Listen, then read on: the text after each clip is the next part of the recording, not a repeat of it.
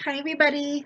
Uh, it's Tereese. I am here to share something I've been working on. It is not a new technique of making flowers, but I gave it a try. I haven't made flowers in like years. No, yeah, I would say it was a couple years ago when I made those really teeny tiny flowers, and um, I shared a technique back then. Um, but this one is a little different. I mean, you could find coffee filter flowers um, all over the place on YouTube. And sorry, I can never get um, my lighting sucks completely. So just bear with me. Okay, so these are just regular white coffee filters that you can get from the Dollar Tree or, the grocery store or whatever. These, I'll tell you in a second how I did those. These, I punched out this flower from a punch I have, and hold on a second while oh my God, where did it go? Oh, it's right here. Okay. I have this punch. It's from Fiskars, I think. Yeah, I think it is Fiskars. Um, yeah, I don't know what kind of flower it is, but it has these little ridges on the tips.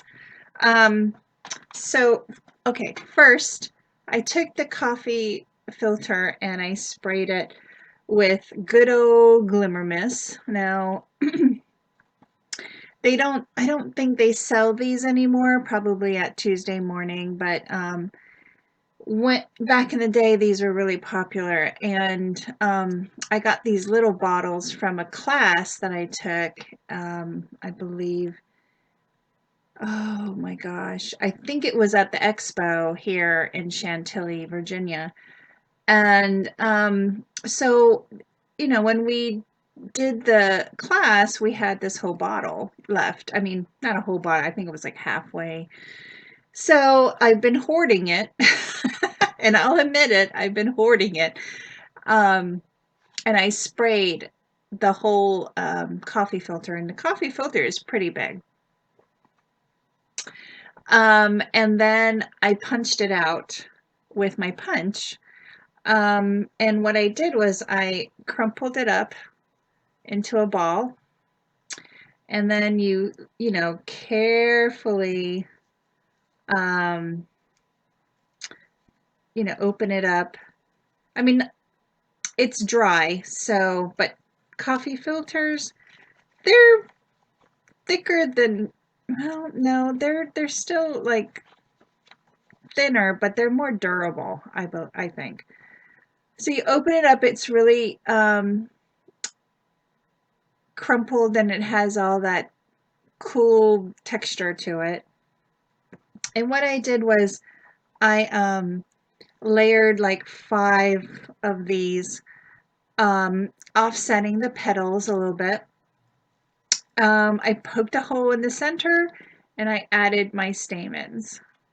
And you can crunch it up, and reopen it. You know, it's very forgiving. And this is dry; it's not wet. So what I did is I poked a hole and I put some glue on the back, to stabilize the stamens, and then I cut the excess off. And then here's my flower. Now this is a purple. I think you can see it's a purple in the camera. This is the scarlet. Now some of my coffee filters took on some of the purple, so it has purple and the color. Like this, the blue here, the turquoise has some purple, because I just layered them on top of each other, not thinking that the dye would seep into the coffee filter underneath it. Anyway, so, and then this one is, what is this one? A sunflower. This one's sunflower. And I used the stamens from BB Crafts. So I just love how they turned out. And I made several of them. I could make another one here. But that is one way of making coffee filter flowers. Then I watched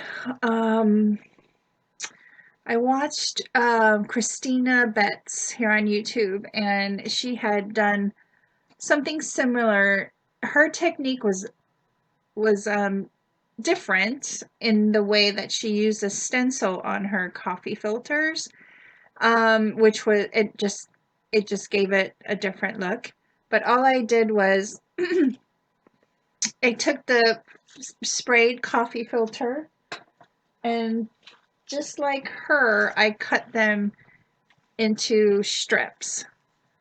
Okay. It doesn't matter. It doesn't have to be perfect. You know, it's just little, these are the bigger strips. And then, oh,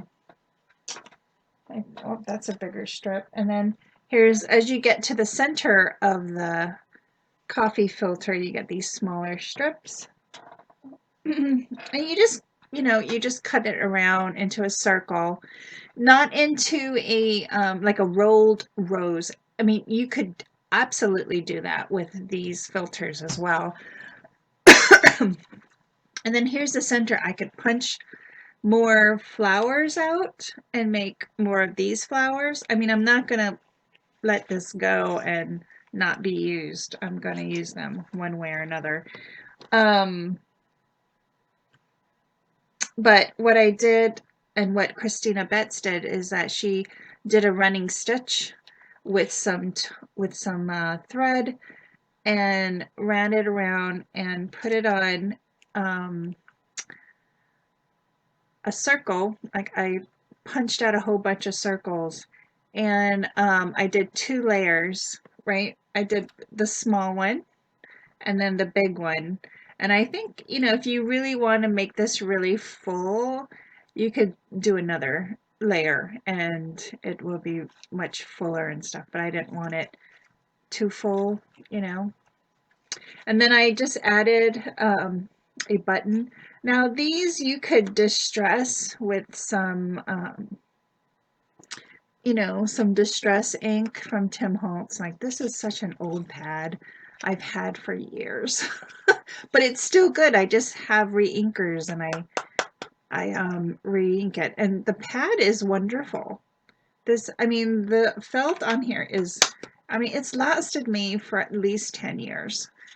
Um, I wouldn't mind getting a backup for that just in case, but I really don't need to. And then I added some buttons from my stash. Like, this one has a black and gold button. This one has a white and gold button. This one has a pearl with silver. So it's really fun, and I love making flowers. I need to make more. And I just wanted to use these colors that I had on hand. You could make handmade glimmer mist, which I do have here, which is just the eyeshadow from Dollar Tree, some water and alcohol. And I think my friend Nada puts glue in hers as well, and I have not done that yet. I mainly just use it like this, and it seems to be working fine for me. And this is just the snow, what do you call it? The white color eyeshadow. They have different colors, like a bronze and a silver. I think they had a pink and a purple. I don't think they had blue. I've never seen blue, but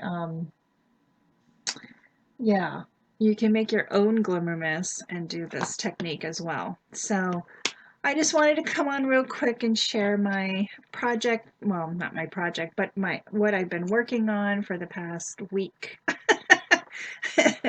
And I have other projects on the way. Um, going to be sharing them really soon. So thanks everybody for stopping by. Have a great week, and I'll see you in my next video. Bye everyone.